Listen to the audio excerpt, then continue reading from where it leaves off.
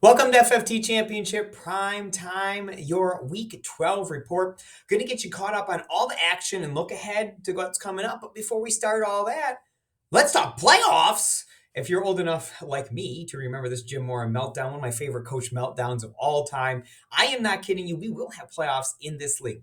I've gotten feedback in previous years that the way I was doing the playoffs was a little confusing, a little bit kind of hard to follow. I'd been doing it like the Scott Fishbowl. The way Scott Fishbowl does it, you play in divisions for the regular season. As soon as the regular season is over, everyone's grouped together and we just play out from there. Here's what we're going to do this year. This year, we will do playoffs within divisions. 6 teams will make it. Point scored will be the tiebreaker for seeding and making the playoffs.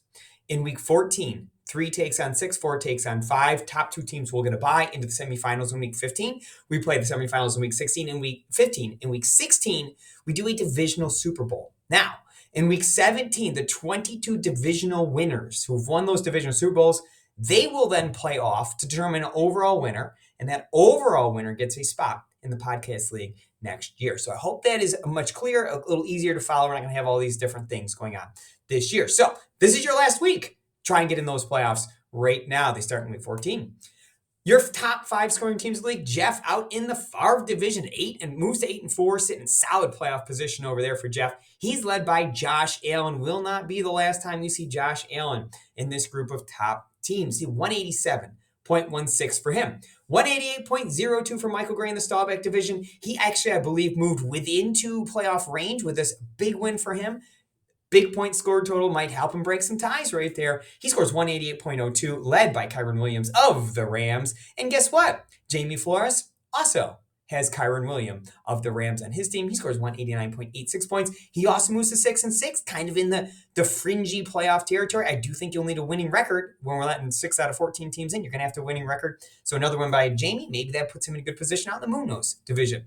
Looking at Austin Blunt, he is your second high scorer team, 190.76. Unfortunately for Austin, looks unlikely to make the playoffs this year out of the Sanders division, but led by Kyren Williams once again, second high scorer of the week. So a good highlight to end the year on there. But finally, Frank the Tank. Frank Peterson in the Brown division moves to 7-5, puts himself in solid playoff position as well by high score of the week, 196.46. And not only does he have Kyren Williams, he also has Josh Allen. That's right. The week's 2 high scoring players on the week's high scoring team.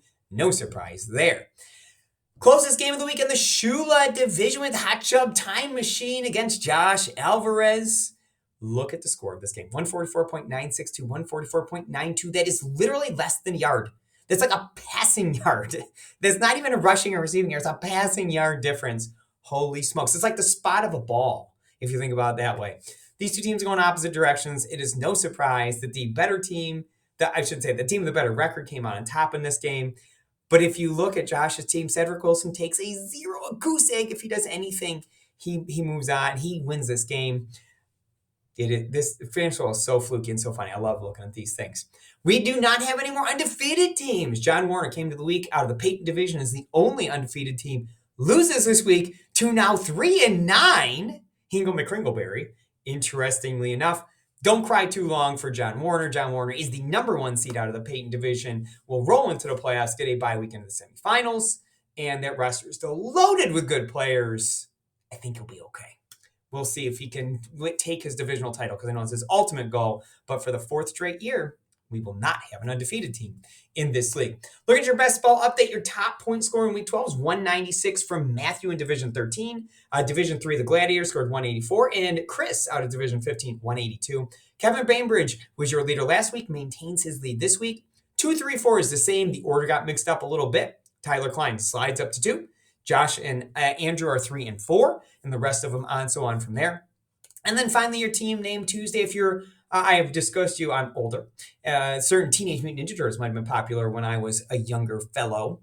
So I love this name from Tyler in the Taylor division, Teenage Mutant Ninja Turtles. Oh, I love it. I love it, Tyler. Very good. That's all I got for this week. Good luck to you in your playoff push. I hope you get in. I know my team is on the fringe. I'm a 6-6er, but I'm in on points scored right now. So, good luck to all of you that are trying to get in this thing, and I hope wish you success in your endeavors in all your leagues, not just this one. We'll talk to you next week.